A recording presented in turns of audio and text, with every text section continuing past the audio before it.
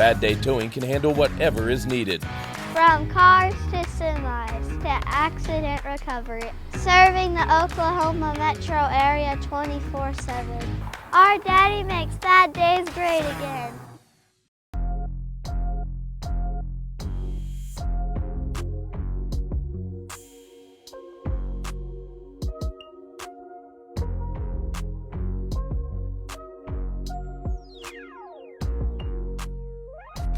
Now, here is your Central and Western Oklahoma weather source, meteorologist Mike Williams. All right, let's take a look at what's going on for the event for overnight tonight, tonight into Thursday. And we'll go ahead and start with what's going on right now, here and now. So this will be around 4 to 5 p.m. on Wednesday when I'm doing this recording. And temperatures close to 80 in southwest Oklahoma with 60s and 70s elsewhere. This right here is a good 20 plus degrees above average for this time of year. Most of us should be 52 in southwest Oklahoma to 47 degree average high in northeast Oklahoma, with central Oklahoma right around 49 degrees should be the average high for January 7th. So we're well above that. So let's go ahead and take a look at what's going to happen overnight tonight. And we'll try to make this quick. Let's go ahead and do this real quick here. I should have had that done. And we'll scroll through this, and let's change this to this one so you can see it better. And we'll take a look at what is going on here for Oklahoma. And this will be a future reflectivity, radar reflectivity. And this should be for about, let's say this is 10 p.m. tonight. Start to see some showers and storms into the Oklahoma Panhandle, into southwest Oklahoma around midnight tonight.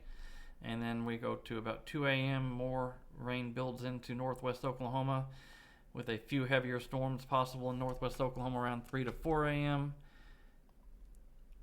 Then we have another area of storms where we're moving into a little better instability and more lift around 4 a.m. for north central Oklahoma, so Ponca City, Bartlesville area.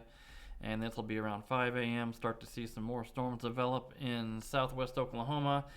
These storms up here in the northeast or north central part of the state may or may not verify. If they do, it's showing pretty high reflectivity, so I would probably be concerned with those storms for the possibility of some small hail and some brief gusty winds and heavy downpours. So this is around 5 or 6 a.m. tomorrow morning, Thursday. And then we'll see some more storms develop as the storm system pushes in. The better area lift pushes in to southwest Oklahoma around 6 a.m. tomorrow morning. And then some storms develop over central Oklahoma. We'll see if this happens exactly the way it happens. This won't be exact, so don't think that we'll have a big storm over us at 7 a.m. I mean, it could be, but this may not be exactly right. And then more storms develop in southwest Oklahoma. And then moving into south central Oklahoma around 8 a.m. So the morning drive could be wet and lightning, maybe some brief gusty winds. More storm develop above south or north of I-44 northeast Oklahoma. And then we will see as we move into better instability in the morning, and the back end of the storm with a little more lift pushes through around 9 to 10 a.m. Possibly some heavy, possibly some low-end severe storms in central Oklahoma, Oklahoma County, Logan County, Pottawatomie County, Lincoln County, and Payne County. And then that moves into the northeast part of the state around 10 a.m. There may be a little window for possibly a brief tornado in northeast Oklahoma, although the threat is not all that high overall, but we'll just have to see how that pans out, because these kind of look a little suspicious here. They may have a little more wind shear, speed shear, and directional shear to work with in northeast Oklahoma. So we'll see how that goes. If not, there could still be the possibility of some bigger hail. So this will be around 10 a.m. tomorrow morning, and then this will be out of here by around 2 p.m. tomorrow morning, or tomorrow afternoon, so Thursday afternoon. So that is that. The general consensus is going to be storms moving in overnight tonight, some loud storms, some lightning, brief gusty winds, maybe some small hail, isolated bigger hail depending on the strength of the storm. So just if you have the ability to put your vehicles in the garage or whatever, I'd go ahead and do that pretty much anywhere in the state except for the Panhandle and southeast Oklahoma. So pretty much I-44 and north, I would do that if you could. Just better to be safe than sorry. And then some of us may see, up to an inch of rain depending on if they, storms train over the same area. So that is the scoop for that. So the tornado threat, as I said, is not overly high, but things happen unexpectedly. So let's go ahead and check the later on down the line here. And I mentioned in a post earlier that we could possibly see some colder temperatures for mid to late next week. Oh, wait a minute, I skipped something. So after this storm system moves through, we will have a cold front move in behind it. It's all part of the same system. And we'll go ahead and take a look at that right now. And this will be for Thursday afternoon. The storm system moves out. Behind the storm system, you pull the cold air back in behind it. So this cold front will move through during the very late afternoon on Thursday and should be all the way through the state by Friday morning.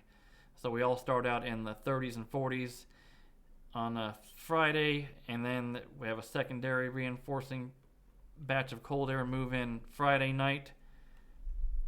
And then once again on Sunday, we're going to see another area, a backdoor cold front. So here's this backdoor cold front that moves in on Sunday. So Sunday could be in the 30s and in northeast Oklahoma for highs, and 40s elsewhere for Sunday. So we'll go ahead and watch that. Sometimes these models will kind of under predict the cold air, so there could be widespread 30s for highs on Sunday, especially for northeast Oklahoma.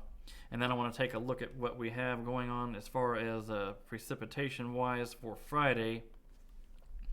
And there's indications here that, and I've mentioned it a few times already, that northwest Oklahoma, or the Panhandle into northwest Oklahoma, could possibly see some accumulating snow. And I kind of said it was going to be light snow, but the way things are looking right now, the way this is kind of playing out, there could be some very, very heavy snow for a brief period of time in the far western parts of the Panhandle into northeast New Mexico and north or southeast Colorado. And there is actually a winter storm watch for this area.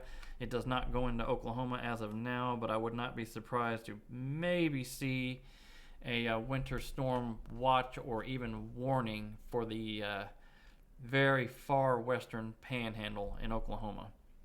Other than that, so you could see 3 or 4 inches of snow on the grassy surfaces, maybe some travel issues there. Northwest Oklahoma, maybe a few counties in, you might see a half of an inch or an inch of snow there.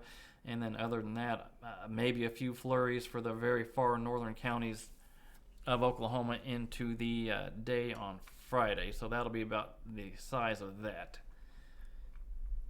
They're usually the ones that get it anyway. So let's go ahead and look at the bigger picture as what I talked about down the line as far as temperatures. So we'll look at the overall upper air pattern here. And so this is the storm system here, right there, that is moving in to the area tonight into Friday. And then you have that upper level low there, kind of a closed low, that's going to have a lot of cold air aloft associated with it. So that's going to dump some snow, like I said, in northwest Oklahoma. And then that kind of shears out, and then it moves off to the northeast part of the U.S.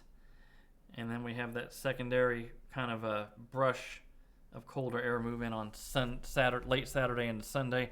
And then I want to look later on down the line here at the bigger picture here. So we have the colder air is bottled up in the Canada area, way up in Canada. It's been up there for quite a while, wanting to come down. And the longer it stays up there, usually the colder it gets. So we'll see how this goes. And then we're going to see this pattern change here as we move into next week. And then you have this kind of a trough trying to build in here. So another batch of cold air moves in Thursday. And then this right here is what we're really going to watch here. Let's see if this actually verifies.